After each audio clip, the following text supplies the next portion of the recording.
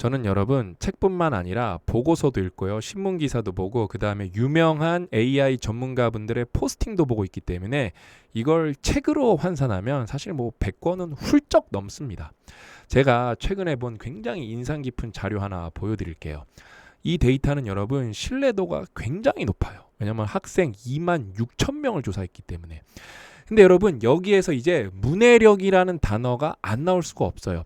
이 그래프 자체를 이해를 못 하시는 분들이 굉장히 많을 거예요.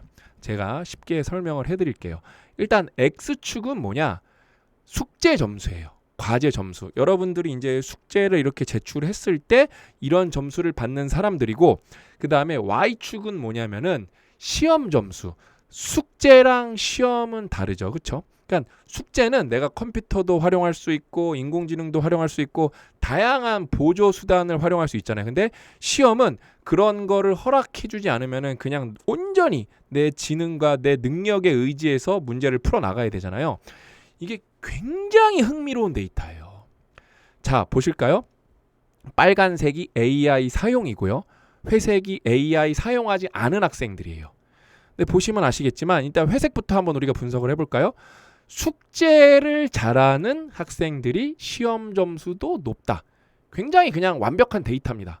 근데 AI를 사용해서 숙제 점수를 받는 학생들은 보실까요? 괜찮아요. 맨 처음엔 AI 미사용이랑 비슷하게 경향성이 있습니다.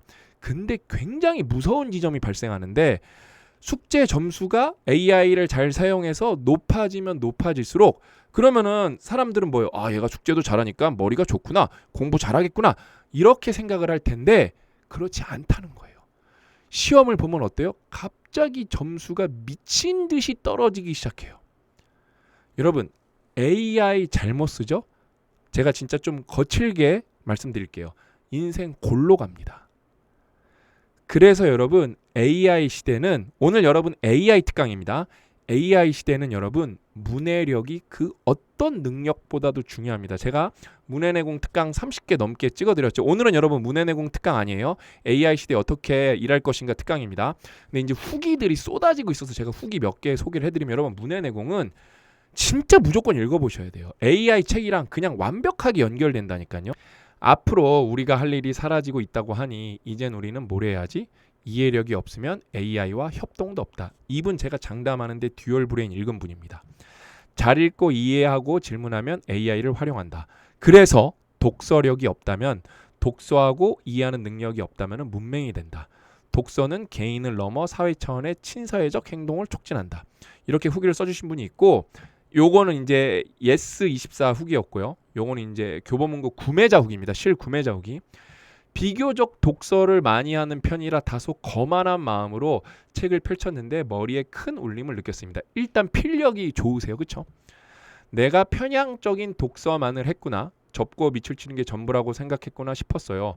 책을 많이 읽고 안 읽고를 떠나서 누구에게나 필요한 생존 방법 같은 책입니다. 왜? 문해력이 낮으면 사회에서 생존이 불가능해요. 도태될 수밖에 없고 격리될 수밖에 없고 누군가에 의해 조종될 수밖에 없습니다. 진짜 여러분 문해내공은 대국민 필독서예요. 이번에는 2부 구매자세요. 사막에서 오아시스를 만난 기분입니다. 한 문단 한 문단을 반복하며 초집중해서 읽고 있습니다. 이 책은 문해력이 높아 그 혜택을 자연스럽게 누리고 사는 사람들에게는 평범한 책일지도 모르겠으나 저같이 책과 친하지 않았던 사람에게는 한 문단도 버릴 수 없는 소중한 책입니다. 하지만 책을 읽다 보니 문해력이 높은 사람들이 오히려 더 많이 읽게 되겠구나라는 생각이 들었습니다. 이분 문해력 높으시네요.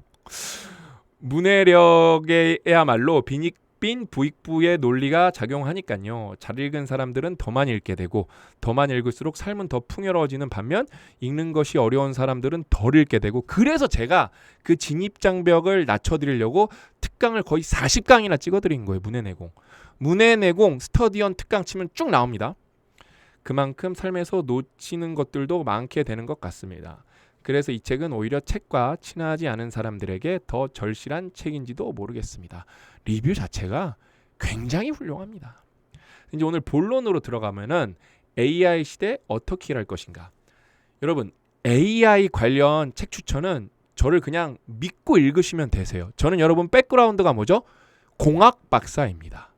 저는 공학 박사예요. 그래서 기술, 자연과학, 테크놀로지 이런 이과 쪽으로 확실히 상대적으로 강점을 갖고 있고 이해도가 높은 사람입니다. 그 다음에 제가 지금까지 AI 관련해서 듀얼 브레인 추천했죠. 이거 이코노미스트 올해의 책입니다. 그 다음에 또 뭐 추천드렸죠? AI 신의 탄생 인간의 종말. 진짜 여러분 이 책은 명저 오브 명저예요. AI 책 중에서 깊이가 가장 깊은 책인데 요번에 세리 CEO에서 추천도서로 선정됐죠. 저는 지금 AI 책 가지고는 추천을 계속 홈런만 치고 있습니다.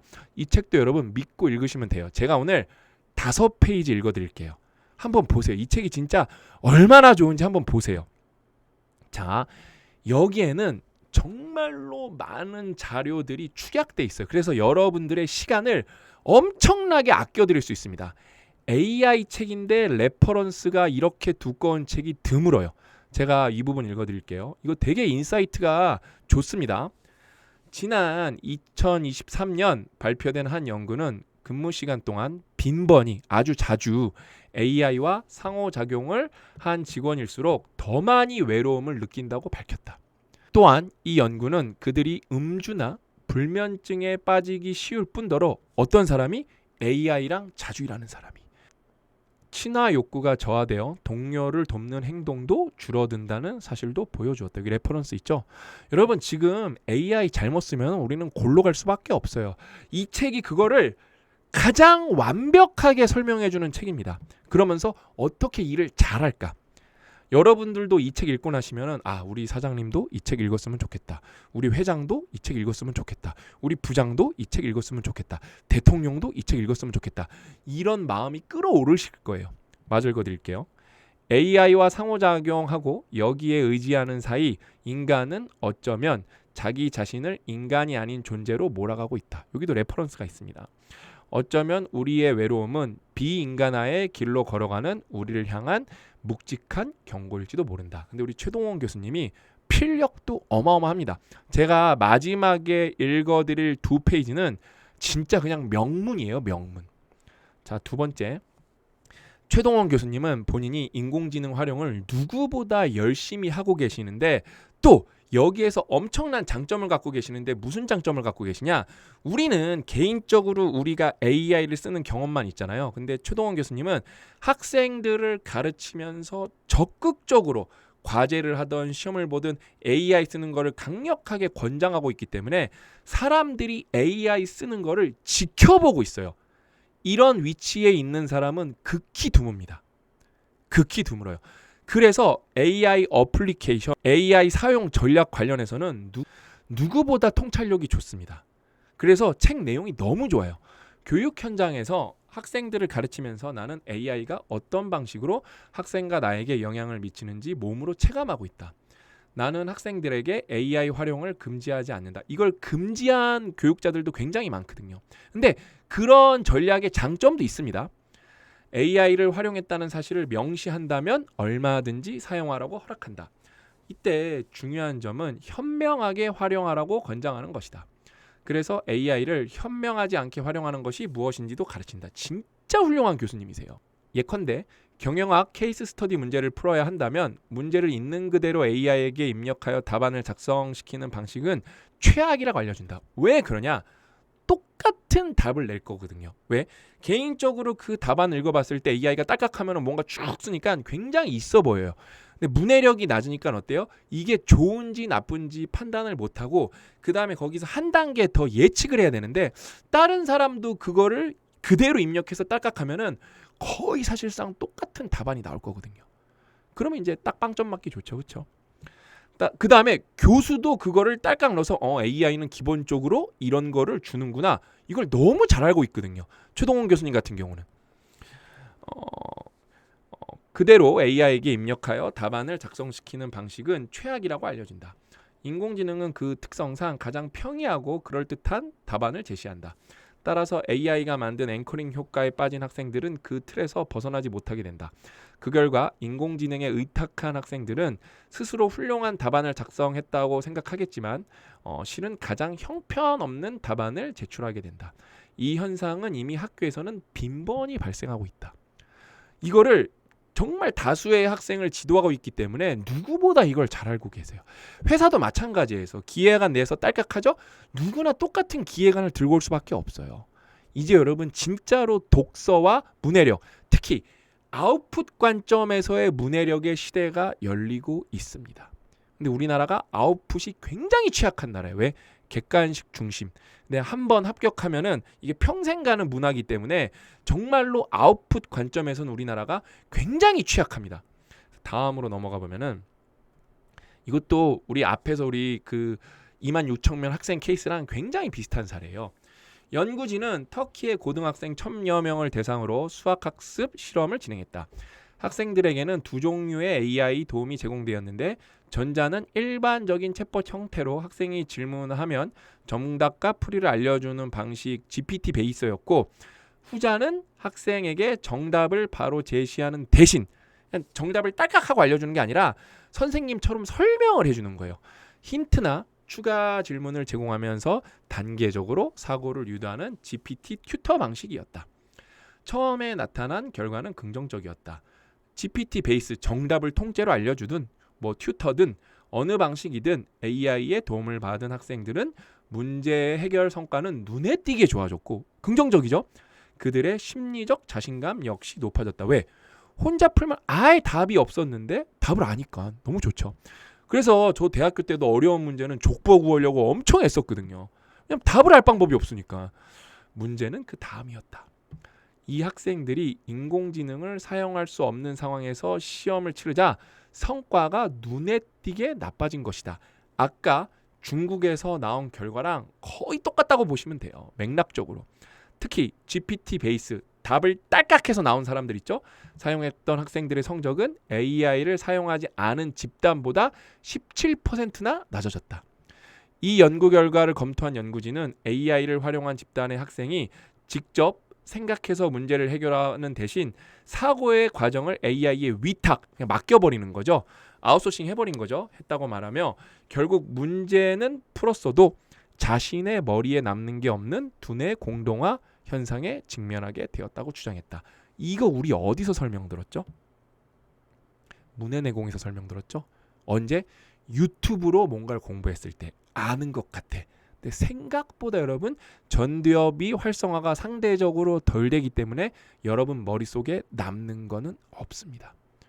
여러분 저 유튜브로 역사를 얼마나 많이 보는데요. 재밌어서 설명할 수 있는 거 단 한 개도 없습니다. 단 한 개도 없어요. 책을 읽어본 건 조금 그래도 꾸역꾸역 할 수 있죠. 근데 이거는 제가 굉장히 뒷부분에 나오는 내용인데 특강이니까 앞부분으로 가지고 온 거거든요. 288쪽이네요. 정말 제가 처음부터 끝까지 사족 없이 쭉 읽어드릴게요. 그냥 명문이에요. 최동원 교수님은 글을 굉장히 잘 쓰는 분이에요.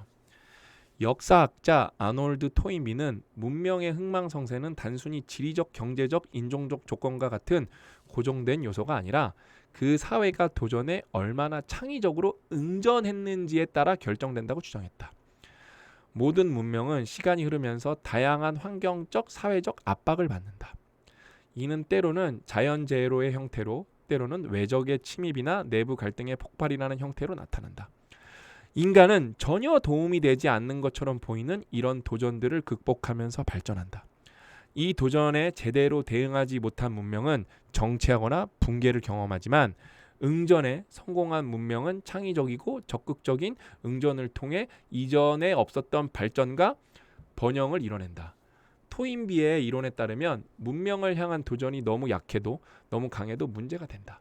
너무 약한 도전은 사회를 자극하지 못하기에 문명의 발전을 일으키지 못하며 너무 강한 도전은 사회 전체를 압도해 무너뜨린다.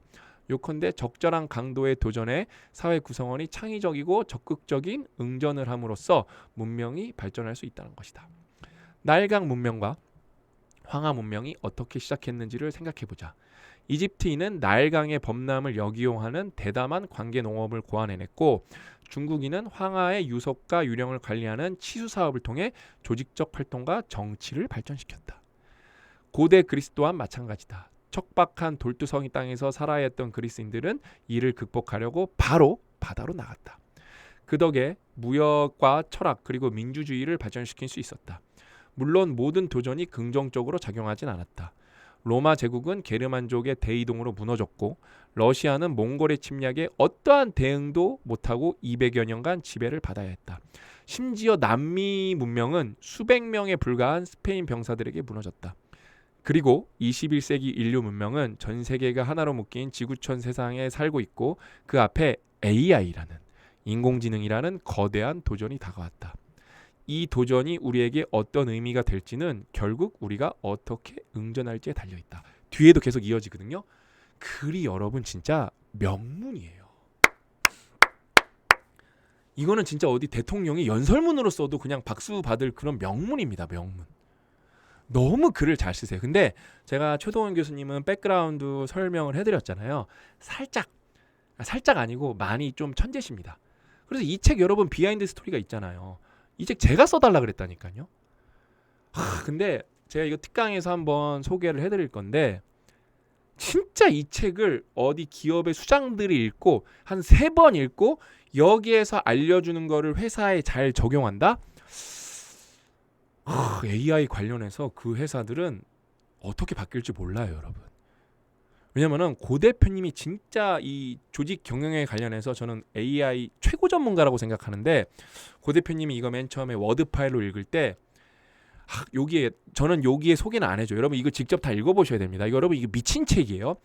보살핌의 회피라는 말이 나와요. 이게 진짜 회사 입장에서 중요한 말이거든요. 그래서 고 대표님이 그거에 꽂혀갖고 이 보살핌의 회피라는 건 진짜 띵언인데? 그러면서 이게 누가 쓴 말인지 좀 찾아보려고 했는데 그 보살핌의 회피라는 거는 최동원 교수가 만들어낸 말이에요. 진짜 여러분 명작입니다. 명작. 그래서 여러분 이제 이해가 되시죠? 이 2권을 한꺼번에 읽어보시죠. 정말로 어떻게 이렇게 다른 관점의 책이 이렇게 연결되지? 여러분 AI 시대에 어떻게 일할 것인가에 문해력이라는 단어가 몇 번이나 등장합니다. AI 책인데. 근데 여러분 문해력이 낮으면 AI를 제대로 쓸 수가 없습니다. 아까 제가 처음에 데이터 보여드렸잖아요. AI 열심히 쓰니까 바보 되고 있다니까요. 근데 이거 지금 인지하고 있는 사람이 몇이나 있겠어요. 어린 친구들 AI 때문에 여러분 골로 갈 수 있고요. 지금 전두엽이 퇴하고 있는 40대 50대도 AI 잘못 쓰면 여러분 더 골로 가는 거 빨라질 수 있습니다. 그래서 제가 여러분들한테 문해 내공도 읽고 AI 시대에 어떻게 일할 것인가 제가 특강을 10개 정도는 찍어드릴 거예요. 이 책은 여러분 얇은 책이고 정말 읽기가 쉬워요. 그래서 여러분 직접 꼭 읽어보세요. 이 책은 좀 두껍잖아요. 그래서 10개 정도 찍어드린 거고 이 책은 10개면 충분합니다. 이 책은 여러분 직접 읽어보는 게 제일 빠르시고 그 다음에 최동원 교수님이 특강을 많이 찍어주실 거예요. 최동원 교수님이 저랑 약속을 했어요. 그래서 이미 지금 많이 찍어 놓으셨고 이제 편집만 되면 됩니다. 편집만 되면 되고 나중에 이거 요번 기수는 아니고 25기 아니고 26기의 100% 싱큐베이션 책이거든요. 그때 최동원 교수님이랑 줌으로 여러분들 교류하는 시간 무조건 있을 거예요. 여러분 대박이라니까요. 무조건 읽어보세요. 이거 진짜 여러분 제가 AI 관련 책 누구보다 많이 읽는데 누구보다 자신 있게 추천할 수 있는 책입니다. 무조건 읽어보십시오. 오늘 이야기는 여기까지고 진짜 제가 어느 정도로 열정적으로 찍었냐 이거 제가 지금 한 18분 19분 찍었는데 배가 고플 정도로 진짜 몰입해서 찍었습니다. 에너지가 쏙 빠졌어요. 그만큼 열정적으로 찍었습니다. 그래서 오늘 이야기는 여기까지고 저는 더 부지런히 준비해서 AI 시대에 어떻게 일할 것인가 특강 지금 많이 준비해놨거든요. 저는 이거 몇 번 읽었죠. 지금 발췌도까지 했으니까 저는 이 특강으로 다시 돌아오겠다고 약속드리면서 여기서 물러가도록 하겠습니다. 또 만나요.